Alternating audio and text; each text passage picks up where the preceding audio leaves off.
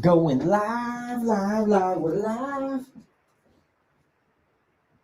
So what was the one for animal? It was just micro? It was for the red light. Oh yeah. Alright. I'll knock out these off some rails real quick. Maybe the better.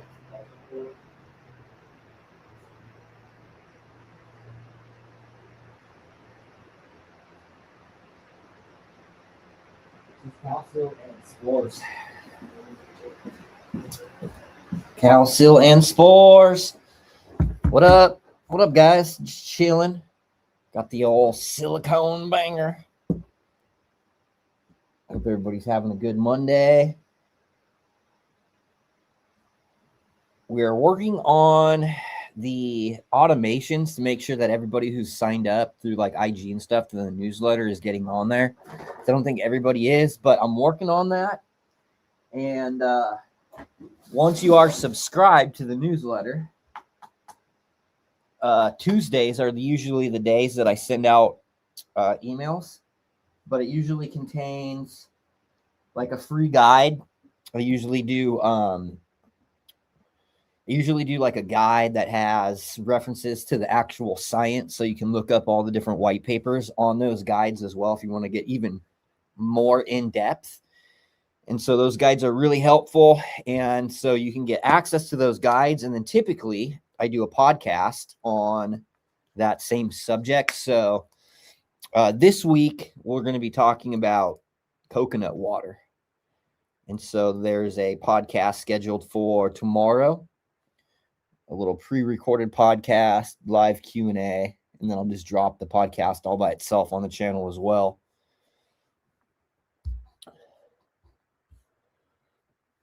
So that is available for everybody. Today, I figured we'd do product overview. Haven't done one in a little bit. Just go over the humates and all the other stuff.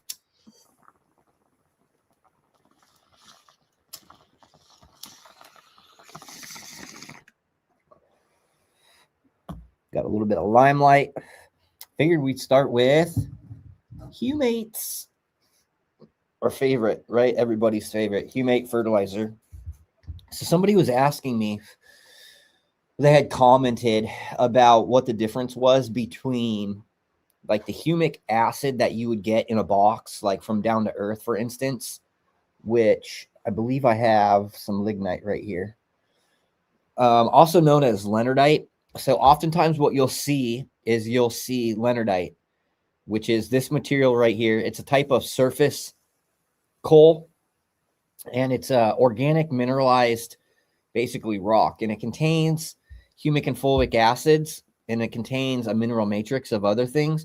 However, what happens is a lot of these companies, they're just crushing this mineral up and then selling it to you as humic and fulvic acid, and you're not getting the benefits. And the reason why is because even if you have this material that's just ground up or pelletized, it's not soluble, right? So all the humic and fulvic acids are still locked in that mineral matrix, and they're not soluble. And it can take years in this form, crushed down, to become soluble. So humic and fulvic acids, if you want really high quality humic and fulvic acid, they need to be extracted from the actual material. Typically, they're using organic acids or inorganic acids to solubilize the humic and fulvic acids. And so I recommend extracted humic and fulvic acids if you're looking for the benefit. But even that, like somebody was trying to compare our humate fertilizer to something like BioAg. And BioAg is an extracted humic and fulvic acid. However, that would be like comparing apples to oranges, because although this has more humic and fulvic acid than either of those products that has been extracted, it also contains a complete NPK profile, a small amount of micronutrients and secondary nutrients. So it's not exactly the same thing. So if you were looking for just a humic and fulvic acid input without the nutrition, that's not what this is. This is a complete fertilizer. But the three different formulations, I wanted to get into it a little bit. Three different formulations that we have. We have the nitrogen humate, N-humate, which is a high nitrogen, and this is for use during the vegetative phase of growth. You don't need to add this to any of the other humate fertilizers. It's by itself just a standalone 1 part for veg. And then you can use this with like the calcium silica and the Microbe Plus, which Microbe Plus, that's that product right there, multifunctional soil probiotic. We also have the other formulations. Complex. So the difference between the complex and the N-humate is actually the percent of nitrogen, potassium, and phosphorus. So a good rule of thumb is whenever you're looking at how much nutrition is in any product, it has an NPK rating on there. You can see that right there. On this one, it's 997. So it's a pretty even distribution of nitrogen, potassium, and phosphorus. And it's for transition phases, house plants, anything that you just kind of need a general NPK. Very efficient. Humic and fulvic acid fertilizers, all of the nutrients are actually carbon chelated, so they stay in a bioavailable form. They also obviously have all of the benefits that you get from humic and fulvic acids, stimulating the soil microbiome, chelating nutrients, all the biostimulating properties. And then K, K-humate. But like I was saying, whenever you're looking at the NPK, you can see this is a 6, 12, 10. So this has higher phosphorus and potassium, which is geared more towards heavy flowering plants. But that gives you the percentage. So 6%, 12%, 10%. And you can always look at those labels on whatever products. And then one of the things you also want to look at is any of the other ingredients as well, because sometimes things like langbonite, for instance, which often people are using it for potassium. But if you look on the label, it also contains magnesium and sulfur, and that magnesium can be more soluble than the potassium. So it's important to understand that NPK ratios. Anyway, if you guys got questions, just drop them in the comments. I hope you guys are all having a great Monday. Figured I'd hop on here. Bad Grandpa says he's washing his glass. Always a good idea to keep them pipes clean.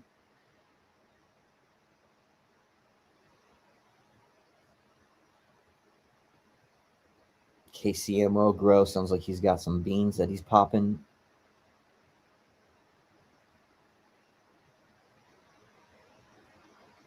Here's a good question. Here's Run Boy says, if we're growing in small pots, which I also grow in small pots in the small tents, I also have soil beds, but I do a lot of flowering things from small plants in just 1 gallons.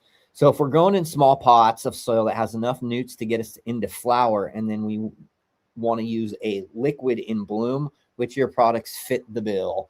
So what I would recommend would be this right here.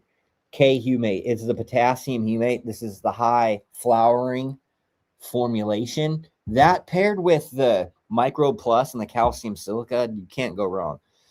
I always recommend the calcium silica, especially in like peat-based media, because it helps stabilize the pH, but also you're getting about twice as much calcium as gypsum. You're also getting that silica, some iron, and some magnesium too.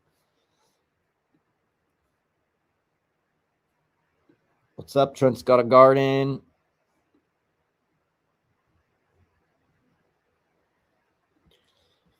Trent's got a garden is one of the people that recently converted over and has been using the Microbe Plus and the calcium silica. And he's usually commenting about how much everything looks great. So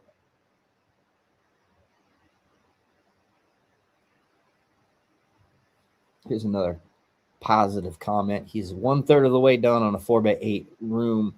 Best so far. He says it's looking like the best one. All right, here's another question. This one's from Christian and Crockett. I noticed it was okay to mix the trichoderma and Bacillus subtilis with the humates. Is it also okay to mix with Microbe Plus and Calcil, or should I keep them separate? Yeah, this is another good question. So all the products, they're all compatible. So you can mix things like the microbe spores, which I've got a little vial, which is right here, which I'll probably take that one home because it was open for probably doing some testing or something.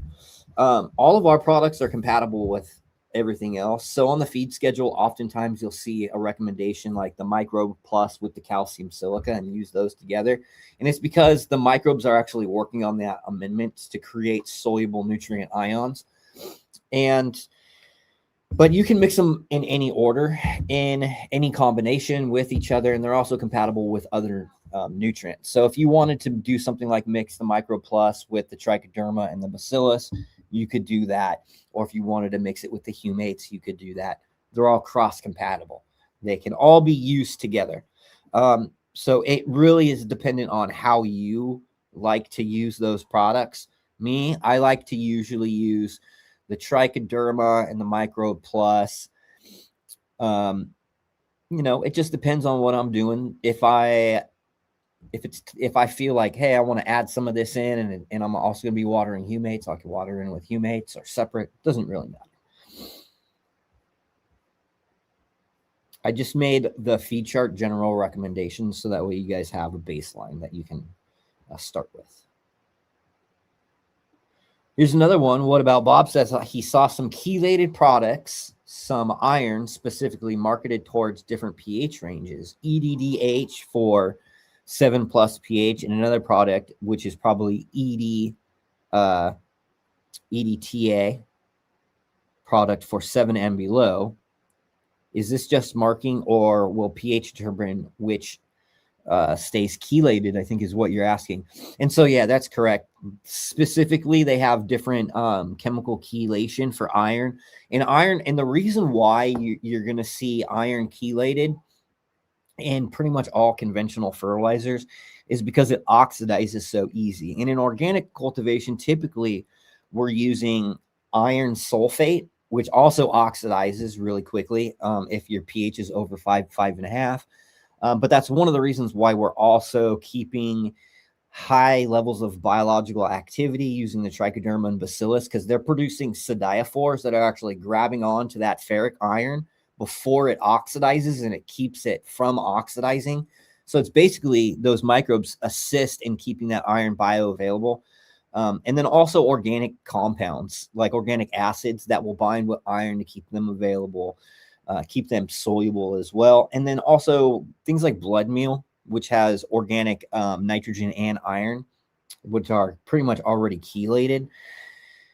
So in biocrop steering, one of the reasons why we are adding in the Trichoderma and Bacillus isn't just for pathogen defense, but really because they have been shown in the science white papers to produce the highest amount of hydroxymate siderophores, which are those iron chelating compounds.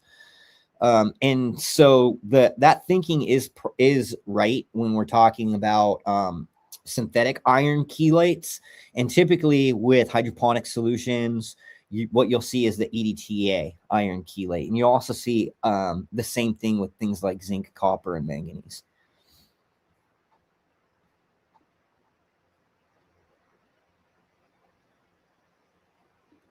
Here's a question from Run Boy. What would be the recommended rate of application for the humates? For any of the humates, including the K humate, it's approximately 30 milliliters per gallon of water once every 2 weeks. So twice a month you could feed, or you could decrease that rate to like, let's say if you've got a really fertile soil, like I run living soil. And so I have pretty good nutrition already. So I don't have to run it as hard to keep those nutrition levels up. And so oftentimes I'll do between, 15 and 30, but you could also do it to where, let's say you're doing an inert media like cocoa, for instance, right? Which doesn't have a lot of nutrients pre-charged in there. Some do, most don't. Most just have medium or, light amendments. And so in cocoa, you might do 10 or 15 milliliters once a week instead of, once every 2 weeks. So it just kind of depends on your system and how you like to feed, and then how much nutrients are already in your media.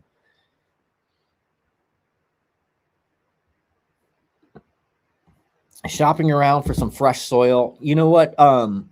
We just did some new compost testing on a new method for processing compost, and we were able to it's like the best compost that I've seen thus far.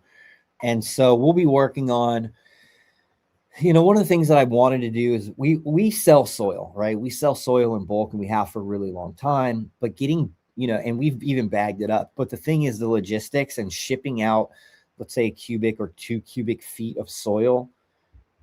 Like, you might buy a bag of soil for like 25 or $30, but then the shipping on that might be like 40 or $50 on a bag. And so it's always like trying to make the logistics work for our customers is something that we've always tried to work on. And soil, it's just so difficult. But there is a recipe for soil. It's a couple years old, but that recipe is still really good. And if you wanted to do that same recipe, which is a pretty heavy recipe, it would be considered kind of like a super soil or a water only soil. It's on the YouTube channel. You could cut that with a little bit more peat and aeration and cut back the nutrition a little bit if you were like wanting to do more additives, or if you were, doing it a light mix for seed starts and stuff like that.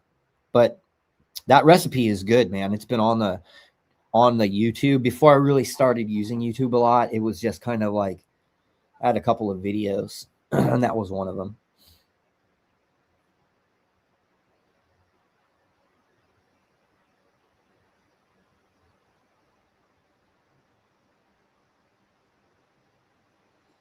So here's a question that says, he's recently got some clones and placed them in pots that had previously had flowering plants in it. Clones have been in the pots for 4 days, but are starting to get black tips. Black tips. Would you recommend flushing with water or transplanting into a different soil? So it's really, the thing about this is like, it's dependent on the data, right? So we don't know what's in the soil or what could potentially be causing the burning tips, right? My mind, so toxicity,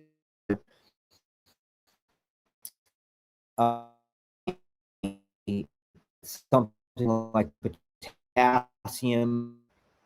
Oh, I lost internet for a second.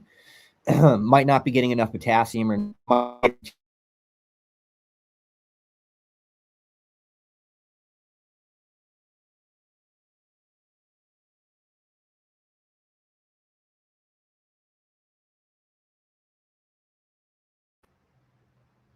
my internet is being spotty right now. But it really depends on what's in that soil, to be completely honest. So typically nitrogen levels are usually lower, especially if you're reusing soil that has been flowered in. So that could be something, but there's no way to tell without having a little bit of data on that soil.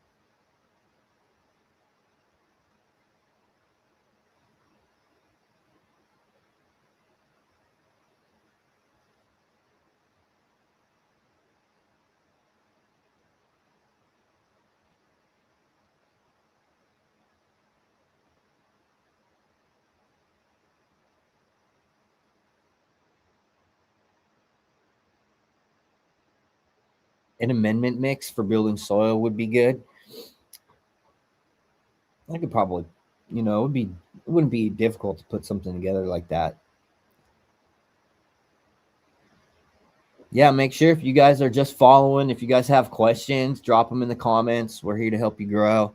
You can always go to the website. There's tons of information on the blogs as well. You can go pick up your humates, microbes, amendments.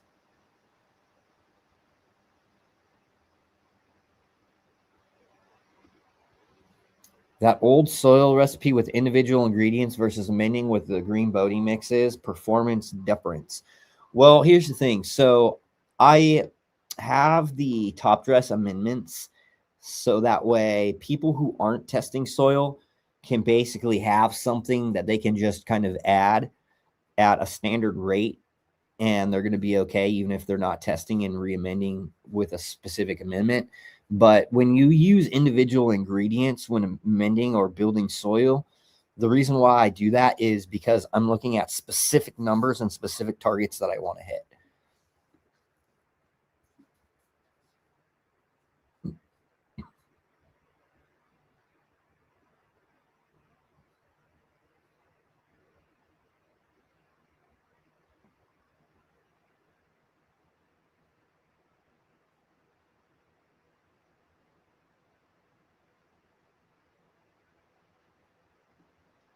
Here's another question from Tito Love. He says, do your products have a shelf life? Very interested in your products. Yeah, so about 2 years. The microbe, the spores, if you keep these in a nice, dry, dark place, they can last for a really, really long time. Same thing with the liquid microbial consortium, but I like to just say 2 years to be safe.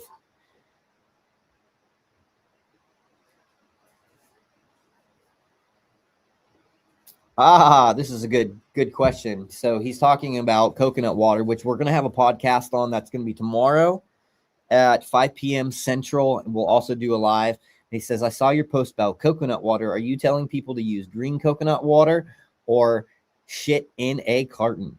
That's a good question. So when we're talking about inputs, source and quality always matter. And we go over a little bit in this podcast, and we'll be talking about fresh coconut versus processed and dehydrated. So I do definitely know where you're coming from. And if you want to find out more, make sure that you're subscribed to the channel, and we'll go over all of that tomorrow. Here's a question. How will the hemp bill affect my business? I don't know. We'll see. We just play it by ear, just like always. You know what I mean? I was doing things kind of before the hemp bill, and so we'll see. We'll see how things play out. If I can abide by, the regulations that, make things safe for the consumers, even though I think regulation under the guise of safety is kind of a bullshit way to approach things. I'll still provide the best quality products and services that I can.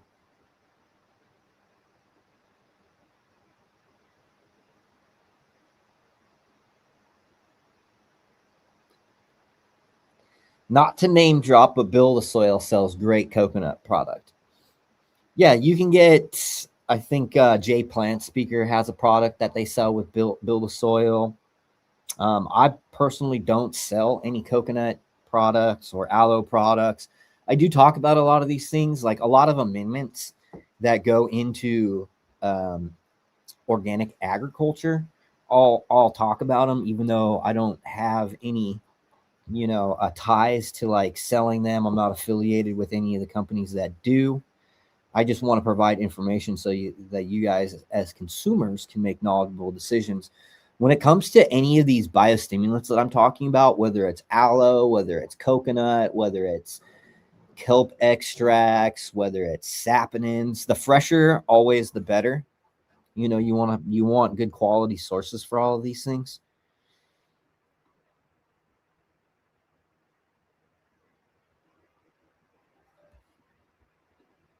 Yeah, I was going to buy some Wolastanite, some calcium silica. It's cheap, but shipping was 3 times the price. And that's the thing, that's why, most people aren't buying it in 50-pound quantities and then spending, $200 on shipping. And so that's why we provide smaller quantities, the 1 and 5 pounds. It's manageable for shipping. It's manageable for handling. It's got instructions on there and a label for how to use it in agriculture. So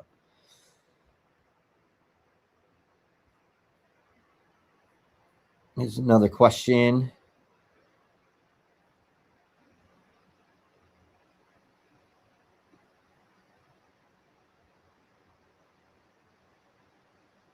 I have someone right here said, Monty Zoomer says, I have green coconut water and ice cubes. What's really cool too is if you live places like Hawaii, that's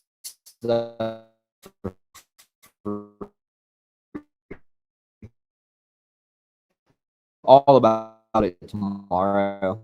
And there'll be some more stuff on issues, man. Keep running into the slow internet.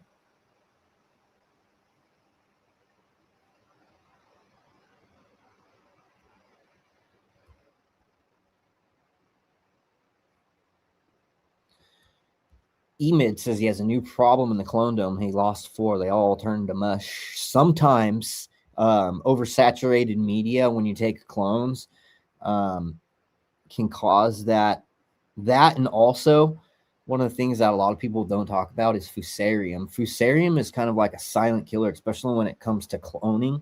It causes a lot of problems, man, and it's a systemic pathogen, so it can live inside of the plant, and it doesn't always express itself as like, like what fusarium normally does. Like, oh, you'll plant will be good one day, the next day it'll be just completely wilted, and then it just doesn't come back. Sometimes that fusarium can live within that plant and only express itself like maybe when you're trying to get these things to root stuff. So you can always test. You can always test.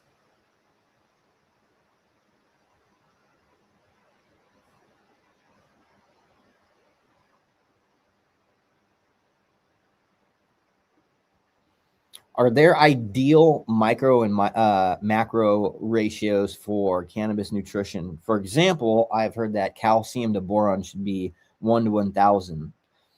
Would that be like 150 ppm calcium on saturated paste and 0.15 on boron? So that actually is pretty close to the range. I like to run calcium a little bit higher, around 200 ppm. 150 to 200 is like you're usually okay. A lot of cultivars prefer higher calcium levels, and then boron is usually about 0.9. I'd have to look it up on my thing. It should be, I think, at about 0.9 ppm on boron. So that ratio isn't exact, but the amount of boron that you need is very, very small. It's a percent. It's only a percentage of a ppm. A percentage of a ppm. So most boron, if you're having problems with boron, sodium borate, you can add that in very small quantities, like 1 teaspoon per like yard of soil is usually adequate, which means you have to basically water it in or spray it into a yard of soil. Or also borax at about twice that quantity. Borax is another like soap, like laundry soap. Borax is also contains boron and has been used as a boron amendment, but typically like compost and stuff contain enough boron.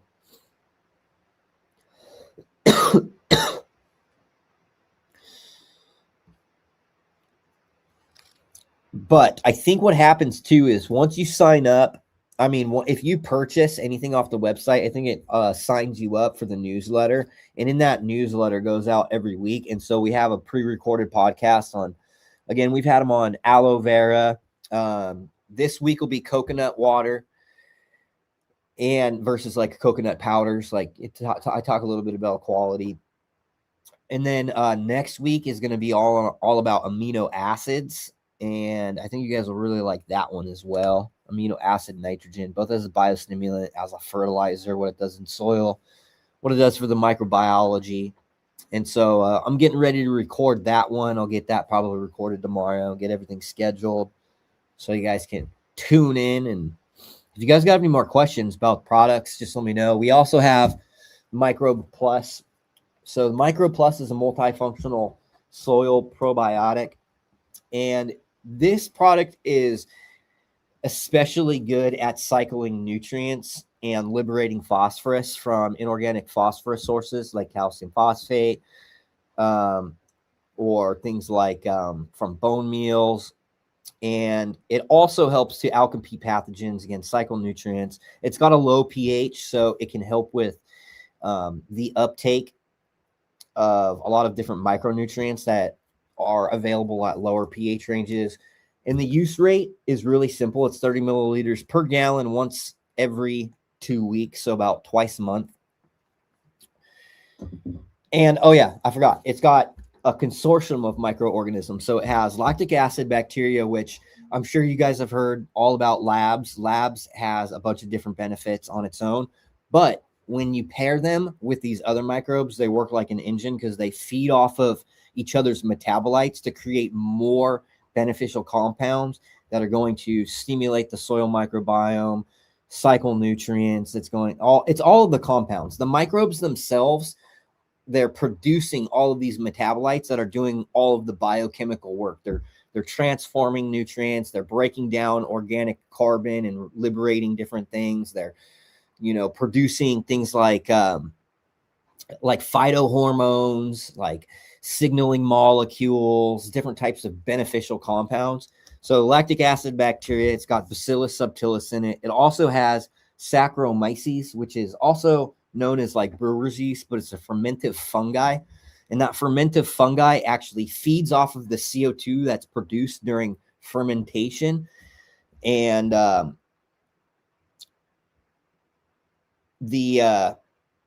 it produces CO2, and then the Saccharomyces, which is the purple non-sulfur bacteria, the photosynthetic bacteria, will actually utilize that CO2 to create more beneficial compounds. So it's a probiotic. It helps stimulate a lot of different beneficial microbes in the soil, outcompetes pathogens, cycles nutrients, especially phosphorus.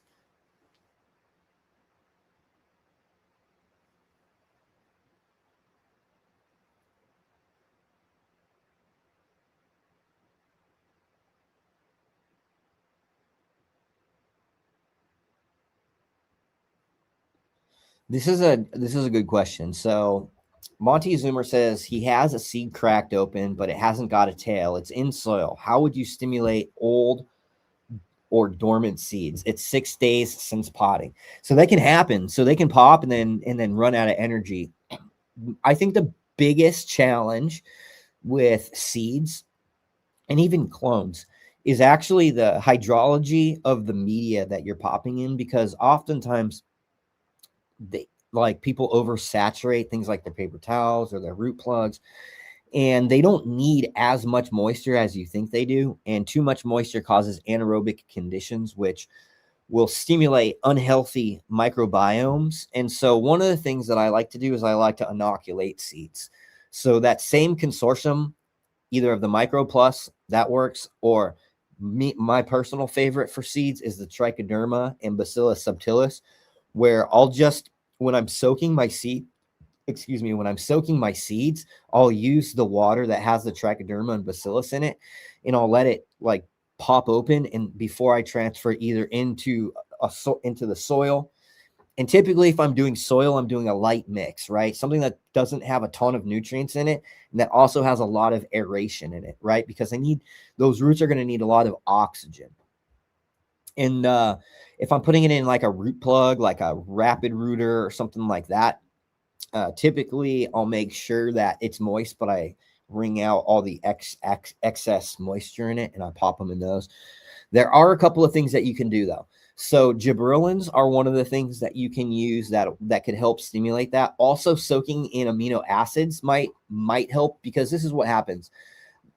Amino acids are actually stored inside of the seed. And one of the things is when they develop, what happens is those amino acids are actually catabolized for energy. So the energy, if there's not a lot of amino acids inside of that seed, or if those amino acids have degraded over time, then they can't be catabolized. What happens is these amino acids are actually broken down. And we're going to be talking about this next week when we talk about amino acids, because there's a science white paper. It's called Amino Acids Catabolism in Plants. And the same principles apply to the seed, where these amino acids are being broken down to release NADPH and ATP. ATP is adenosine triphosphate, which is the biological exchange currency for all cellular processes.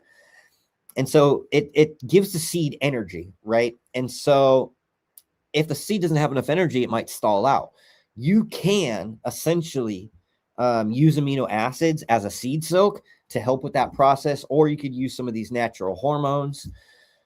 And then if those types of things don't work, you can also tissue culture. So you could take media, rooting media, and what you can do is you can actually very carefully remove that outer coat, and then take the embryo, and then you can put that into rooting media, and then that thing basically, it germinates just like a regular seed would, and then you take it out of that media rinse the media off the root, and then transplant that into like a soil substrate.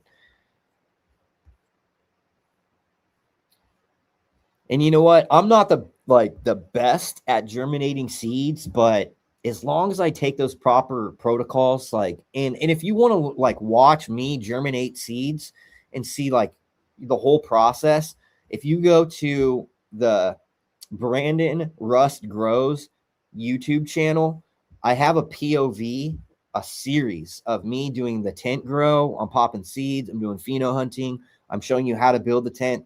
It's really geared for like new growers and like tent growers. So that way they have somewhere to start. So it shows the very basics of everything. And I have a seed popping video in there.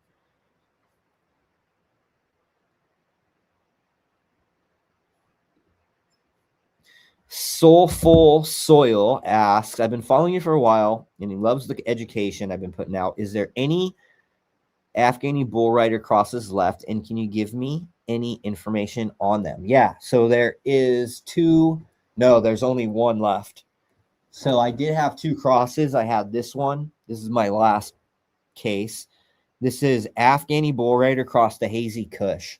And that is a collaboration between me and Green Bodie. That is sold out. It's gone now. However, there's probably about 25 packs of the Afghani bull rider cross to 89 Northern Lights, regular seeds. And if you're a fan of old school terps, you like this one. It's the only one that I have left. There's not a lot of stuff on the Seed Vault website. Most of the stuff is sold out. It usually goes pretty fast when I drop stuff. However, I've got all kinds of new drops coming. So I've got cool new packaging on its way.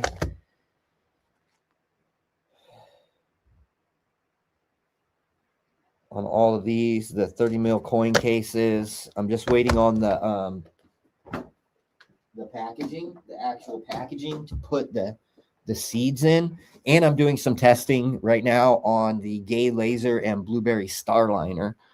So those will be first to drop, followed by, I think, Mama Wolf Kush and some other stuff.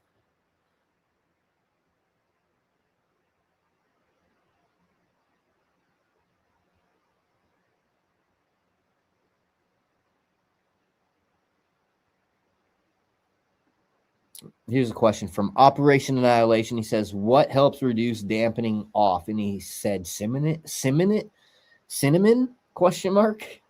I would say just making sure that you properly wring out your media before you start planting.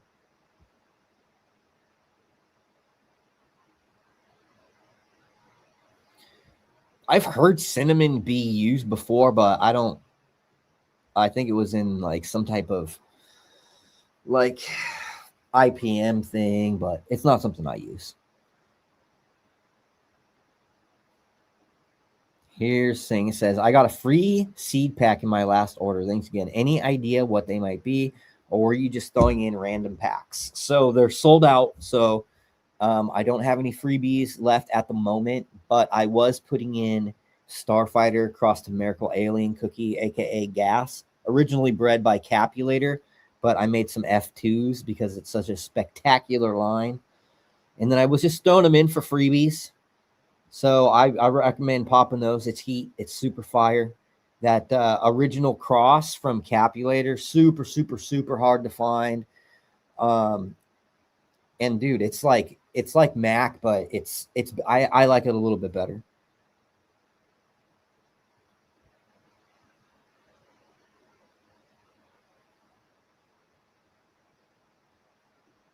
Oh, here's another thing. Did the Battle of the Breeders happen? No. So we are so close, though. We're just waiting on the finalization for the Department of Narcotics to give us our approval. We already have our license for our grow and our dispensary. Everything's built. It's been built. And we didn't expect it to take this long, man. It's been like 8 months, and we're still waiting on approval on the paperwork. Everything's been submitted. We've had our inspections. But as soon as we get in there, we're going to start that Battle of the Breeders on that autopot room, dude, and start popping seeds, 4 breeders at a time. Nothing's happened so far, but we will, man. And it's been frustrating for me because, we've paid them so much money and licensing fees and this and that and the other. And it's like everything that has been asked of us, we've done in a really timely manner. We've gotten it done really quick, and they are not, it's not reciprocal. They're not getting anything done in a timely manner. And so now we're just waiting on them.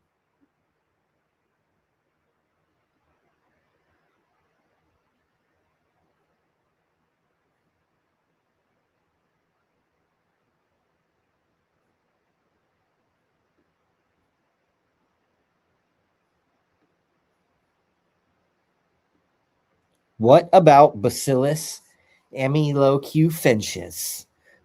We have that in here. I think is one of them.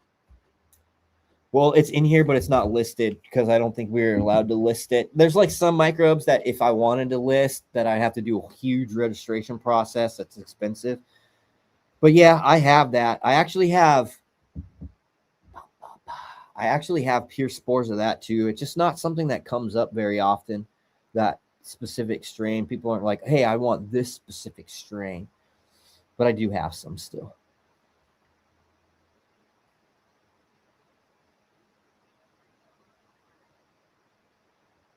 Shipping to UK? No, not yet. But you know what? This season, once things pick up, go and tap in on the website. Go get some microbes.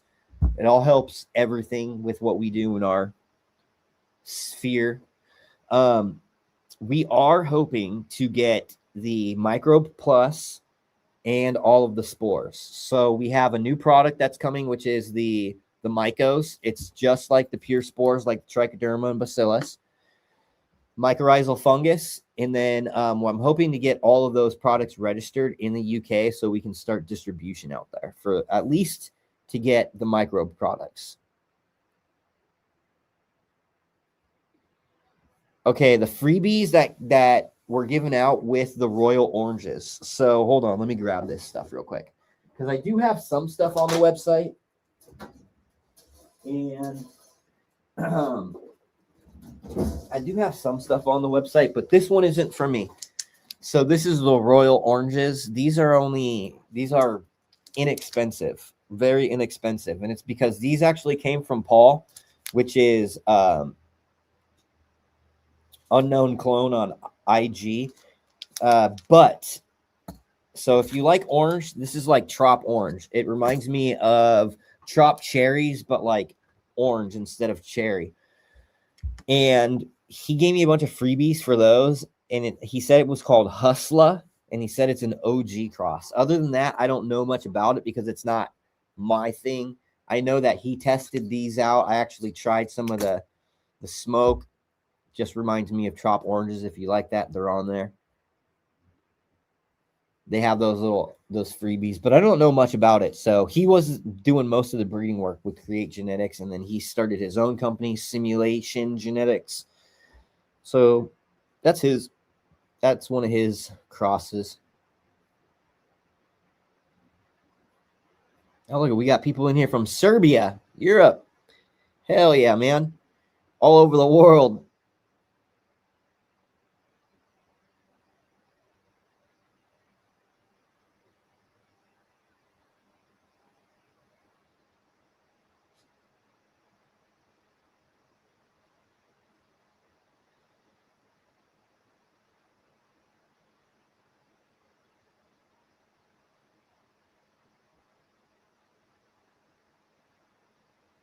I'm just trying to get through some of these comments, see if there's any more questions.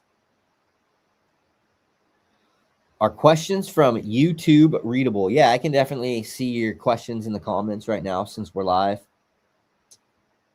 And then I usually check the comments too.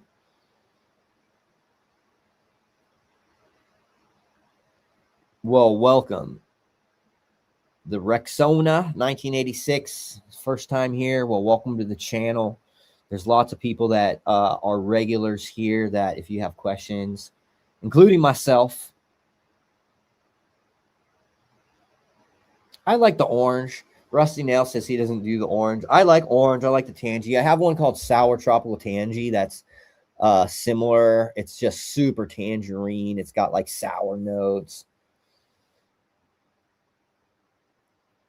How can you donate? Yeah, well, you don't need to donate. I don't expect anything. I do these just to help people grow, man. Stay, you know, part of the community, try to give good information to the people that are here. But you can always support the channel. You can go to the website if you need any products like microbes, humic and fulvic acid fertilizers, amendments.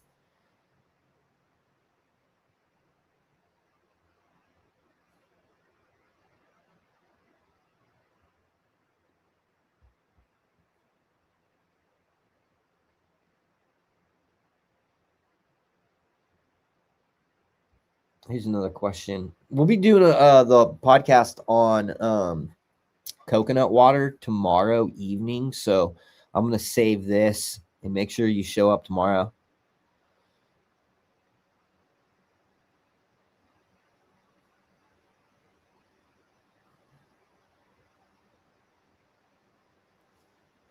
I didn't grow any of the California orange. The Calio was around when I was growing, but we didn't run it. I don't think I even smoked it maybe even more than a couple of times. So it wasn't like something that was super noticeable. It was oh, I gotta check to see what this is. 1 second, guys. My dog's barking. Johnny, what are you barking at, buddy? What are you barking at, buddy? There's nobody out there. Just the bulldog barking. If you've got any questions, just let me know. We're talking about all these other products. Calcium silica, we are actually updating labels on all the new products, so it's going to have new packaging. So waiting on those labels to come in.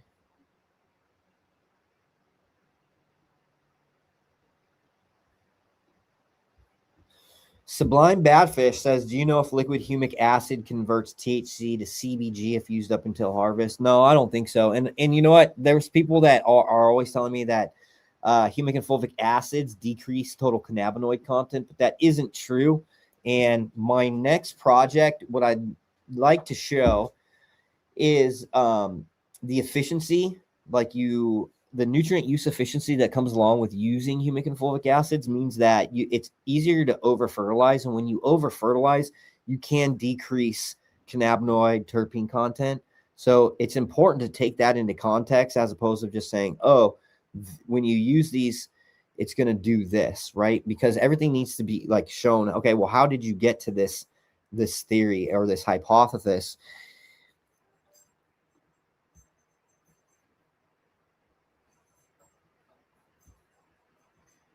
But so I think in the science they showed that it decreased THC, but that is, I mean, I don't see it. I've been using humic and fulvic acids for a long, long time.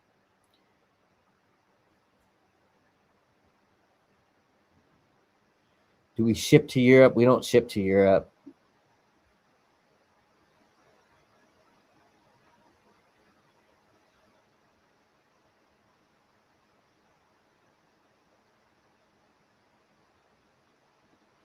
This is another one. I am doing a series on just random nutrient inputs. And so coconut water is this week. We'll do amino acids. We'll talk about soy protein hydrolysate. We'll talk about some of these other ocean inputs soon. I'm going to post it. It's one at a time. Once every week. What's my opinion on azospirillum? Azos. Yeah, I mean, they're good. They're a good microbe. Nitrogen fixing bacteria. But it's not really relative. It's really relative to like brassicas and legumes, you know, crops that produce those nodes in the roots to fix nitrogen.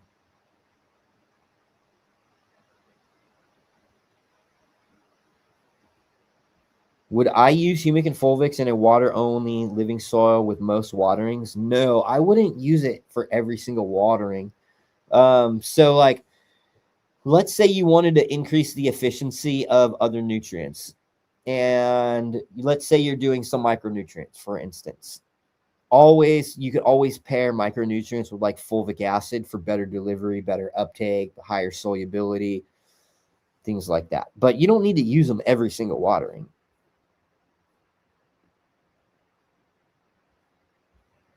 I use the humic and fulvic acid fertilizers a couple of times throughout my whole grow cycle.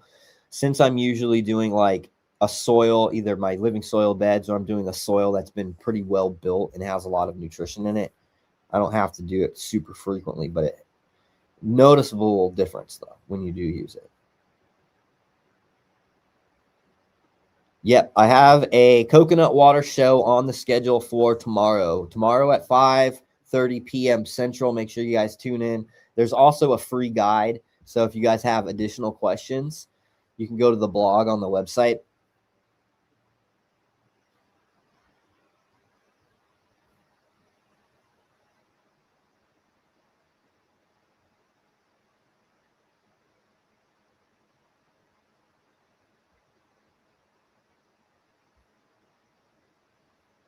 Here's another one. I know I wouldn't buy canned coconut water from the store. Probably a fresh coconut either. If they were local, I'd know. Yeah, I mean, and I'm not using coconut water. I share these types of stuff, but I'm not using coconut water. And the thing is, you can get a lot of the same benefits from some other inputs like the fresh aloe vera, which I do have available to me. But the reason why I don't use it is because there's no real fresh sources of like fresh green coconuts. I'm in Oklahoma, so coconut for me. Again, we'll talk more about that tomorrow. It's a good topic. It's a good biostimulant and everything else.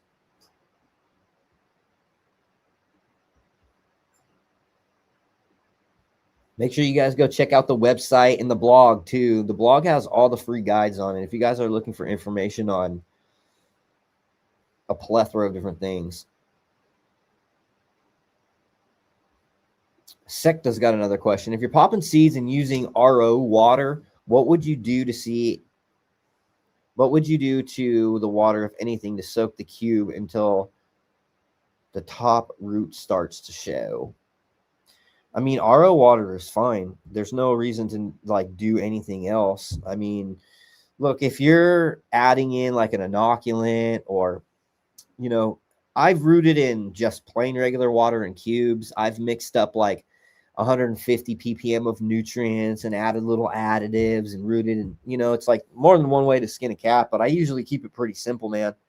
I'm usually just, my well water is not much different than reverse osmosis water, because my well water only has about 28 parts per million of anything in it. And I think it's just a little calcium. And so, you know, RO water's fine. You could add a little coconut water in there if you wanted to, or some aloe vera gel. I should do a special one just on seed popping, but make sure you check out that video. There's a video where I show what I did when I popped my seeds.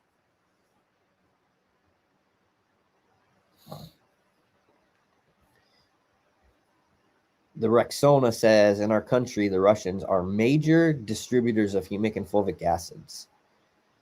Yeah, humic and fulvic acids are pretty simple to extract, and the resource in which it comes from, leonardite, which is also known as lignite, which is oxidized surface coal, is relatively easy to find, and it's mostly considered a waste product because it doesn't contain a high enough BTU to be burned for energy for like coal plants or anything like that. So there's just tons of it. It's all over the US, and people aren't really looking at it as a fertilizer, but I do. Anytime I see this, man, I understand the potential for what's locked inside this mineral matrix, and knowing that there's processes that, you know, can liberate those nutrients, because this is all just mineralized organic material, plant and animal residues. And yeah, it's a rock right now, but once you crush it up and you add some organic acids, it starts to liberate the calcium and the magnesium and the potassium and the iron and zinc and copper and the humic and fulvic acids. This should be considered a national security resource. And I'm like one of the very few people that looks at it like that, because my mind works a little bit differently when we're talking about the logistics of natural resources and what they can be used for.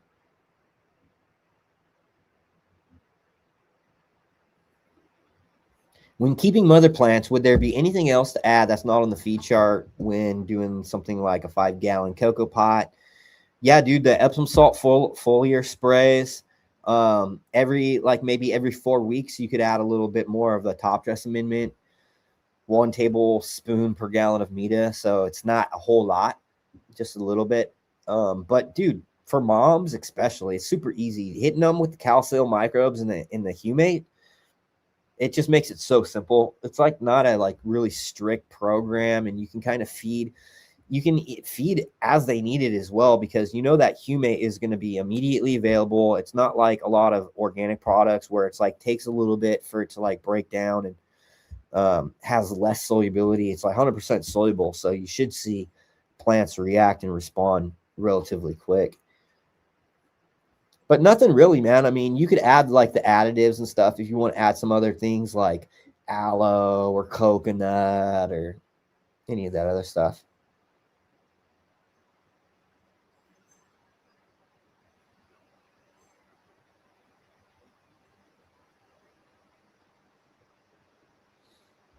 What's my recommendation on the amount of watts in a light to get good yields if everything else is dialed in? Well, man, I mean, I do pretty well with I have no problem pulling a pound off of about 320 watts of light. So a little over a gram a watt, pretty easy to do with LEDs. I typically don't run my 640 watt LEDs past like 55% typically, and I do all right. I usually hit just over a pound off each 3x3 bed, and I'm not trying to blast anything, and I'm not trying to like hit crazy PPFD numbers. I try to keep things running just kind of smooth and laid back. I'm never disappointed. I always have plenty.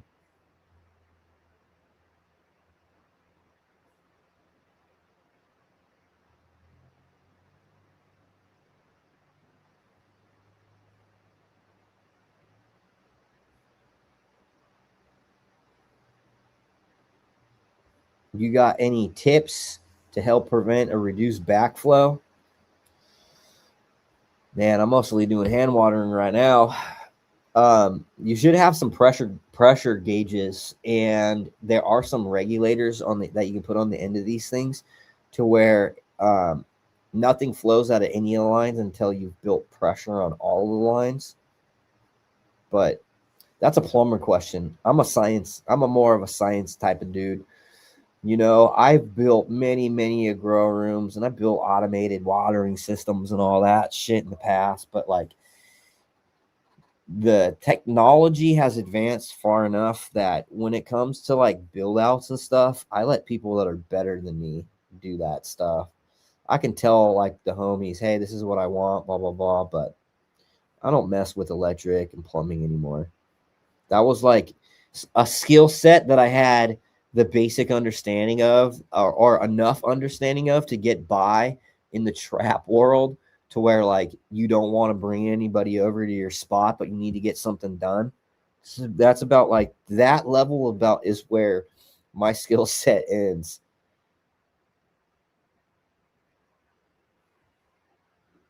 Do I think it's beneficial to make labs with kefir? I think most labs just made with like rice wash, and I think like a little bit of like milk. But I mean, I guess however you can make it. I don't know if people are usually using kefir, but it's probably got the same type of bacteria in it.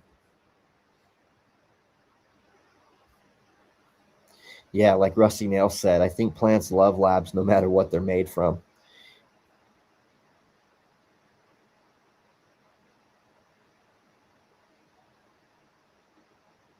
What about Bob says 25 to 30 watts per square foot of decent LED seems to work okay for me.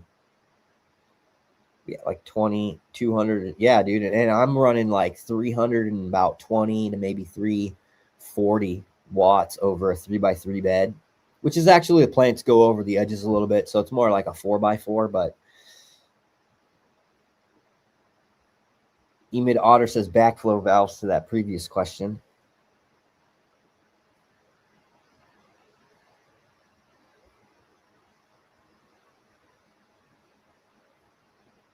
This is a good question. Will feeding my worms with what I feed my plants be beneficial? Yeah, I've seen it done. You know, me personally, don't get me wrong, I love earthworms and stuff, but I like to build up soil microbiomes in the natural outdoor media. And I'm pretty hesitant to use like a lot of castings and earthworms on my indoor pots and beds, simply because in the past I've had problems where they turn the first couple of inches of soil into straight castings, and it causes like this really compact media, and it's like I'm constantly having to add aeration to it and other amendments to like break it up. And then when I try to do drybacks, that top media gets really hydrophobic, and so it doesn't hold water, and it like so I've overdone it in the past. It's okay, like if you just get a little bit in there, but you don't want to necessarily always be feeding your earthworms. I feel like it builds up too much of that castings.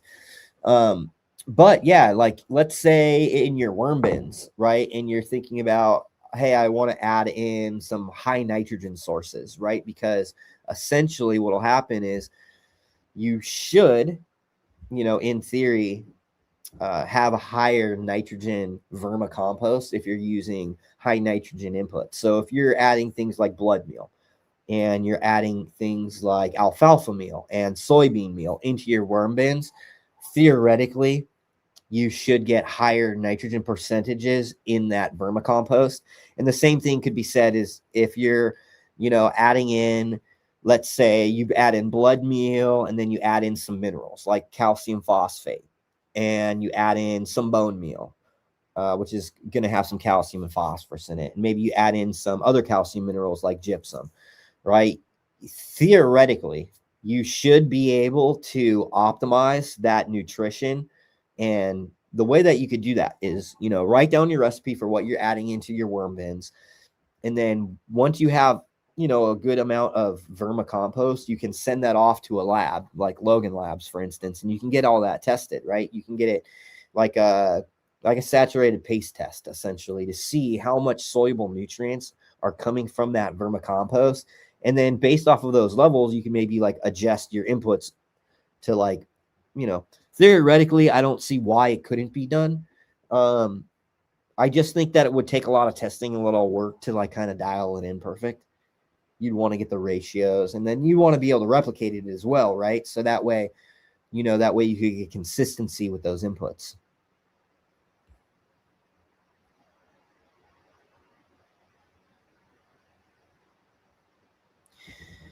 Here's one from Sarah Coppin.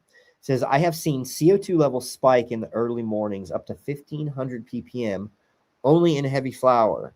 Knowing plants absorb CO2 in the day and release it at night, do you think they are taking carbon from the soil? Oh, this is a good question. So what's happening typically, especially if you are in a sealed environment with like a soil system. Any type of soil system is going to be usually biologically active.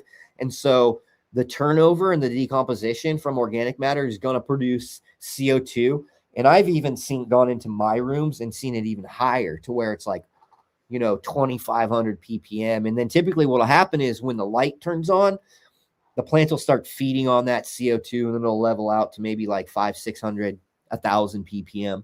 But typically sealed rooms with soil, you will see elevated CO2, especially at the beginning of your cycle. So that's nothing uncommon. And they will typically utilize that CO2. But it's always being produced, especially like for me, like I have soil beds, right? So I don't ever need to implement CO2 because there's always CO2 being released from microbial respiration in the soil.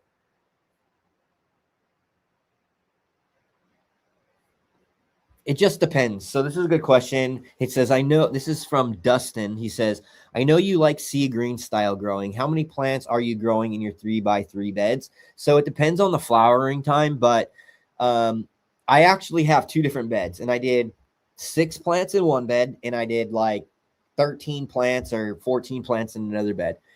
And one bed, they were larger plants that I put them in there. I knew they were going to grow really fast, and I knew they were going to take up that space relatively quick. So I only put 6 that were transplanted from 1 gallons. And then the plants that have the bed that has more plants, 14, 15, I don't know how many, they're all chem dogs.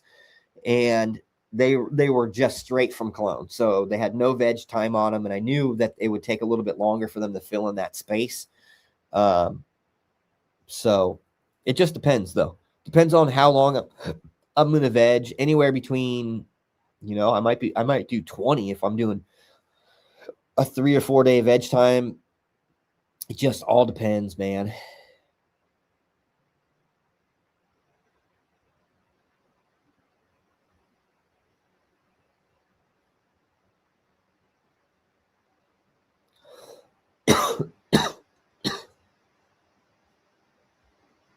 Can I give my dog some Micro Plus microdoses as a probiotic? Yes, you can. You can also use the Micro Plus in aquaculture, shrimp farming, tilapia farming, in aquaponics. So anytime you're doing aquaponics, you can use the Micro Plus as well. Here's another question. Gave the Gromia a cut and it has powdery mildew now. Any remedy? Will it show up in flower? It could. I mean, you got to get powdery mildew under control. I always recommending the double dip method whenever you're taking clones. So the double tap, the double dip is essentially when you remove the clone from the mother plant, completely submerge it in a biocontrol like Sufoil X and a surfactant, and then before you stick the clone into the media, cut the tip, dip it, whatever. And then once that's rooted, you can resubmerge that whole plant again. That'll help. But also biocontrols like Micro Plus, Trichoderma, and Bacillus subtilis. Sufoil X is another one. It's good for against powdery mildew and pests. So all of those different things are beneficial. You can watch I did a podcast on the same channel here on different horticulture oils.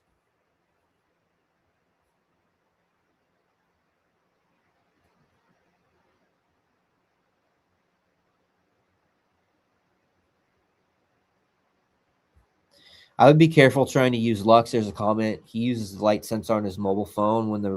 When it reads over 10,000 lux, I know it's enough.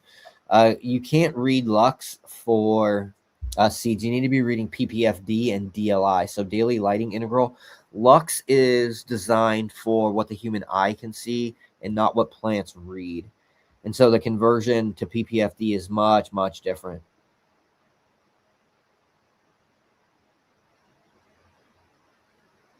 Here's another question.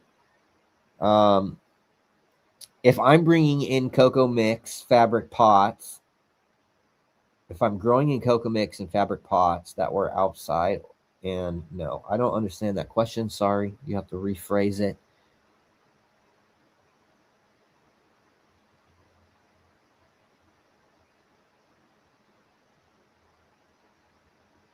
Okay, so I think you're asking about reusing soil if the previous soil had pathogen pressure.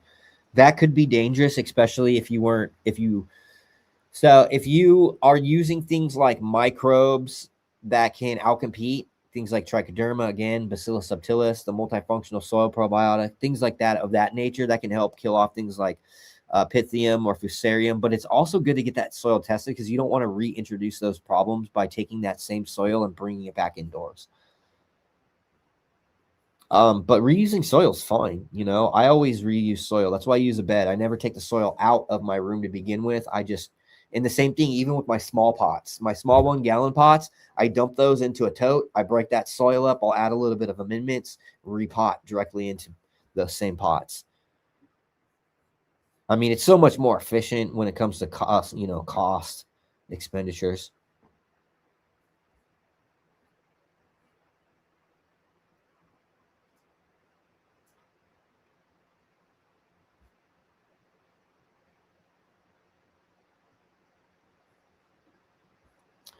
Here's another question. How long from taking cuts would you wait for roots in an easy cloner? Well, I usually let until they have a pretty good set of roots established if I'm using an easy cloner. Typically, people that are using easy cloner are going into like DWC, or they're doing like a aeroponics, where they're using like the hydroton and it's going into like a misting system or a. But it's again, it's contingent, man.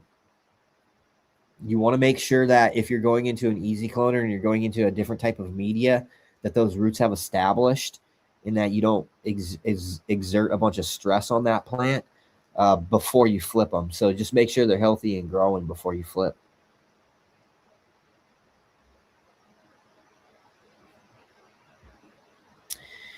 Carlos says, thoughts on light spectrum being utilized for manipulating plants morphology in veg. I feel this is one of the most under discussed and underutilized tech for building plants' desired structure.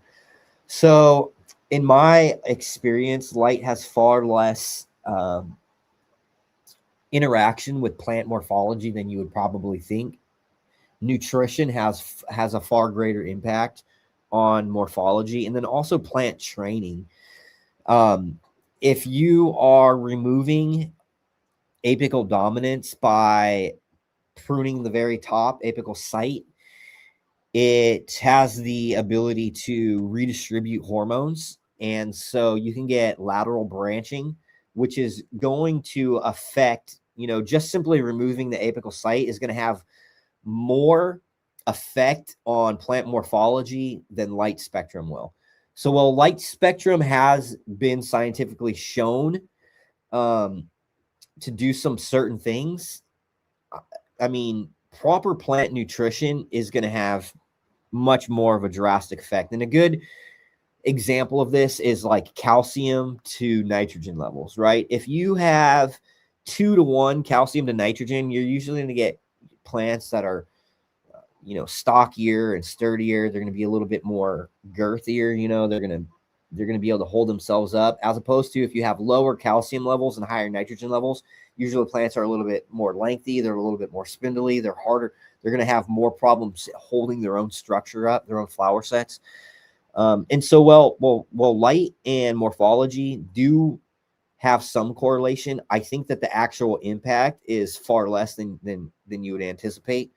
And again, training and nutrition are going to have a greater impact on plant morphology than anything.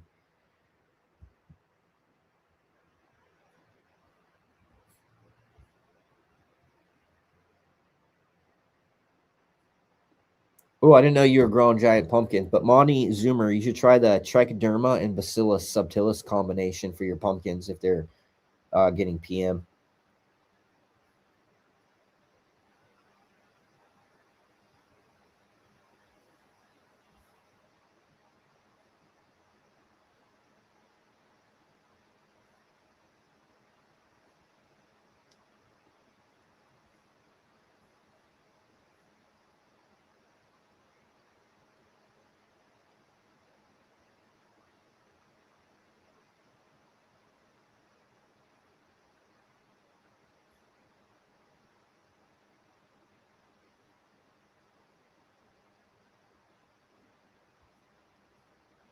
Anyway, it's been about an hour.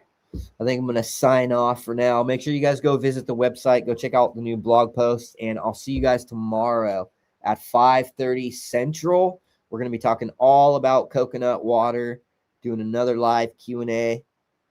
I'll see you guys soon.